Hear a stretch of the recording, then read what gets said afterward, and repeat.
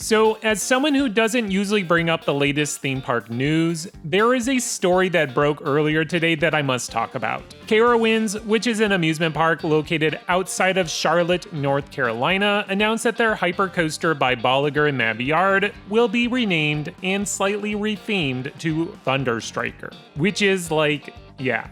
Okay, before I start ripping into this name, let me say a few things up front. First, I really enjoy Carowinds, and I think that they have a solid list of roller coasters. Their top 4 are great attractions that you could marathon all day. Intimidator, which will now be referred as Thunder Striker, is amongst that top 4, and I consider it an underrated hypercoaster. Also, I'm normally not a hater of weird coaster names. I said my praise about Candemonium, the hypercoaster over at Hershey Park. That's a unique name, even if it's very unconventional. Finally, do me a favor by clicking on that like button, and if you love roller coasters and theme parks, make sure you subscribe.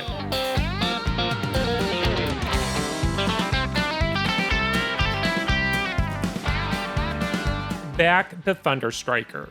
It feels like the park found out last night that they lost their license to Intimidator brand, so they quickly popped in a few key phrases into an AI generator, and whammo, you got Thunder Striker. I must say that 2024 is shaping up to be a year of uninspiring roller coaster names. First, there is Top Thrill 2, which is just a lazy renaming of Top Thrill Dragster. Iron Menace, though I will argue that the name is better than some claim, but I can understand how it can sound unoriginal. Before we get back to Thunder Striker, the other half of the breaking news would be that King's Dominion is going to be retheming Intimidator 305 to something.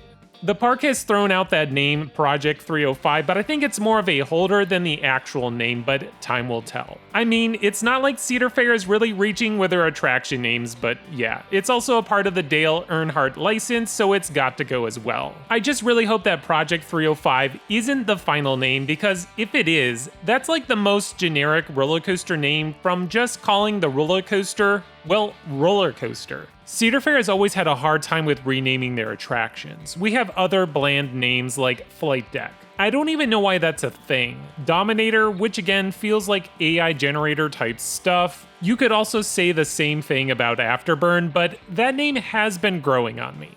Alright, back to Thunder Striker. On its own, the name isn't actually that bad, but when you realize it's for a hypercoaster, it just doesn't fit.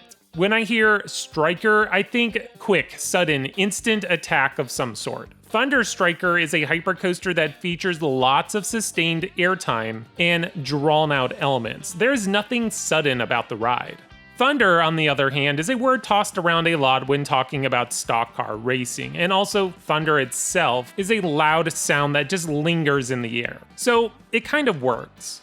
So here I am attacking the name when, to be honest, we probably don't give enough credit to the work being put into the name change. I'm sure it's a lot more difficult to swap out a ride name than some of us realize, and who knows, maybe they were on a time crunch that the park did not anticipate. Regardless of my disdain for this new name, the fact is that Thunder Striker will continue to be a great hypercoaster, thrilling the guests of the Carolinas. Until next time, this is X Screen Thrills.